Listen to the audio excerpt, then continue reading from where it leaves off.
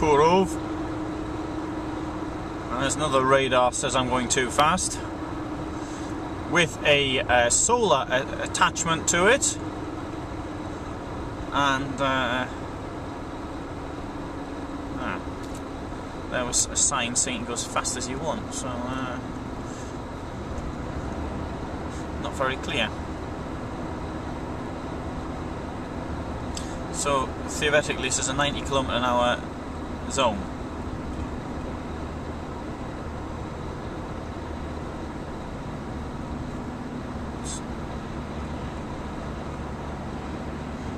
Kurow is known for its manufacture of sheepskin coats.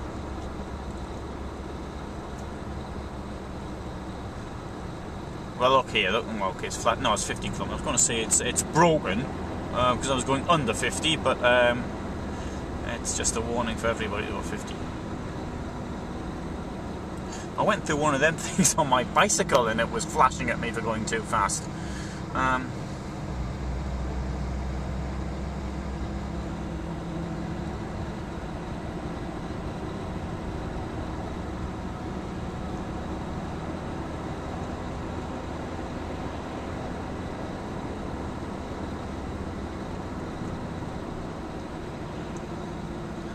Actually come here to buy sheepskin coats. In fact, when we were standing out here once before, and a woman came up and asked us if we wanted to buy one, standing outside a shop, which I think is a bit off.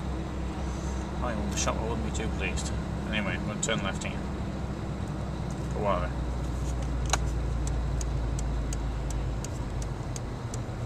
There we are, road number 12.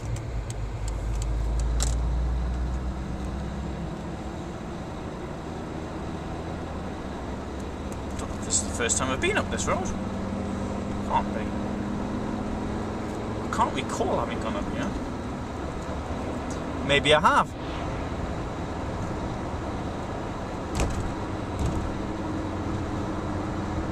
But there's not many roads in Poland I haven't been on. But today there will be parts of completely new for me. Around Radom. From Radom to Łódź. I've never done that before.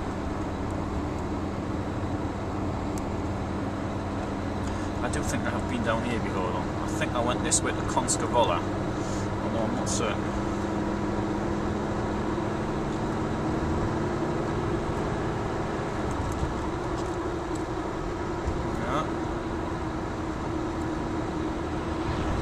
A place called Łęknica, 607 kilometers from here.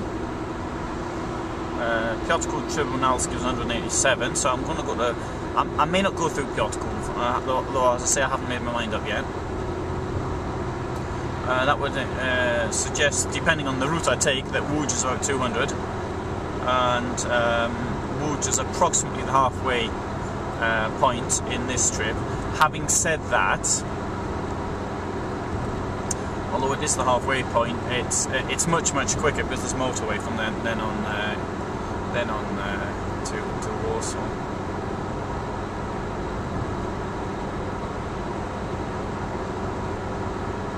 Not to Warsaw, to Poznań.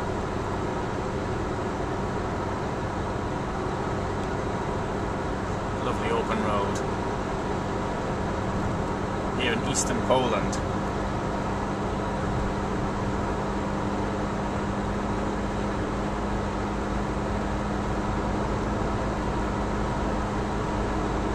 In a way, the lack of sunshine sometimes be good. When you're driving west in the late afternoon, you've got bright sunshine in your face, and it's very difficult. I've noticed the last few years I've been getting eyes watering, really stinging me in the process, and dark glasses don't seem to help. And I've talked to other people, and they've had the same, also have the same problem, even professional drivers.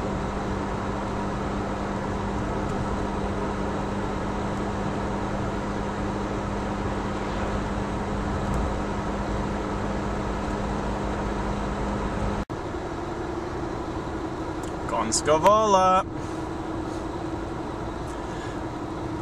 In Konskowola, there was a a transit ghetto from where people were taken from places like Kazimierz Dolny and others, and from there they ended up in Sobibor. They were murdered there.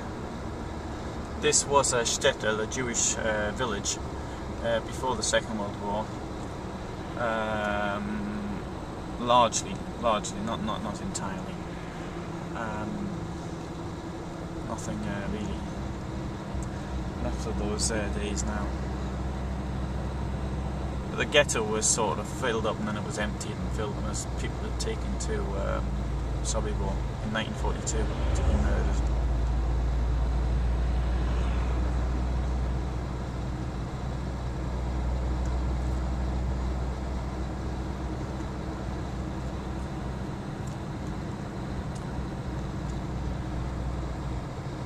The ghetto itself is on the right hand side now. I mean, we know this from asking people who were around at the time. I think I'll go and have a look.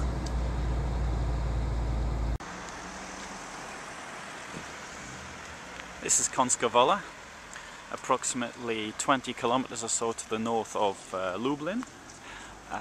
It's a village which has quite a lot of history. It goes back about 600 years or so.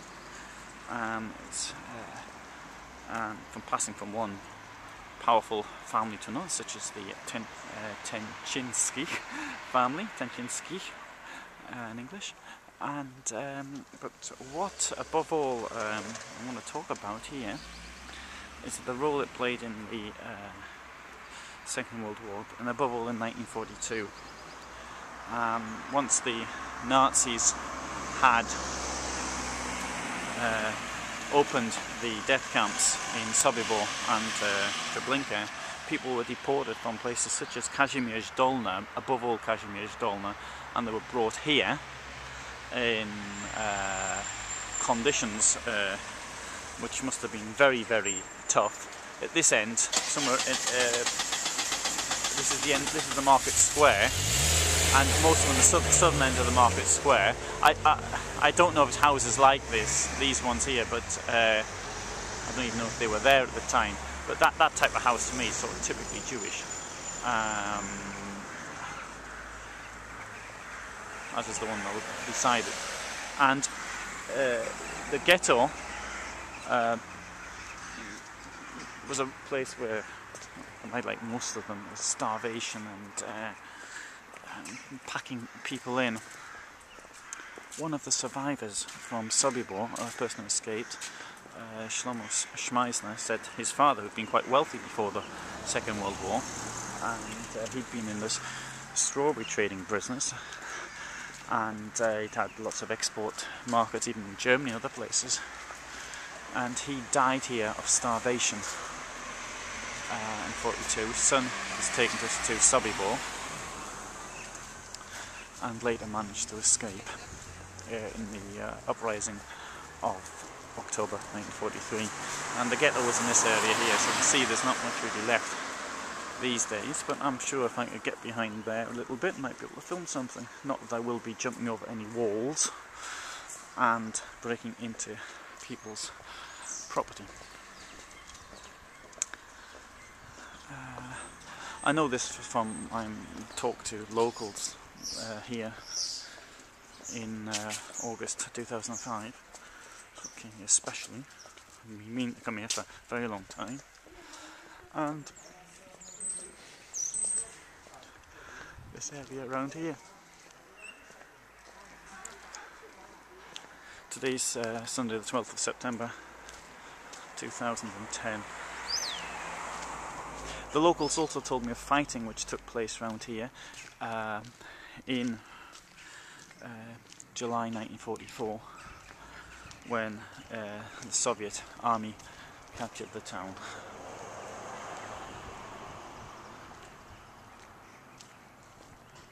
And what happened, they also told some stories about partisans and what have you.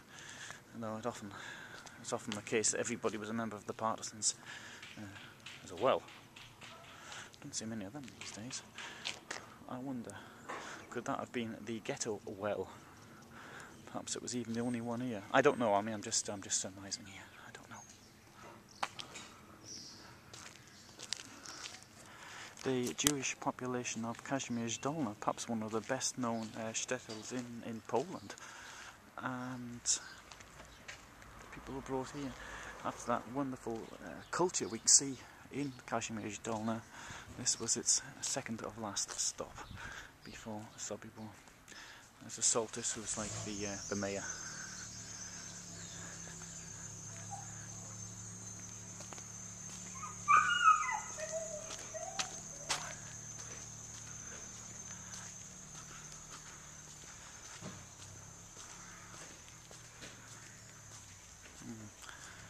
So, still quite a lot of poverty.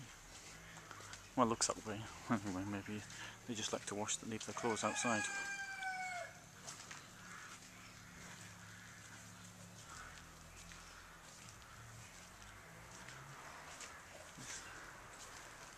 There we are.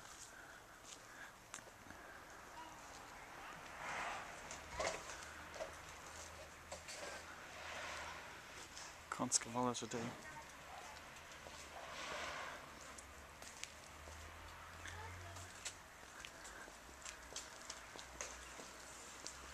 If anybody knows anything more about the ghetto in Konskowola, please actually do write information below, and I'd be interested to learn more of it. As I'm now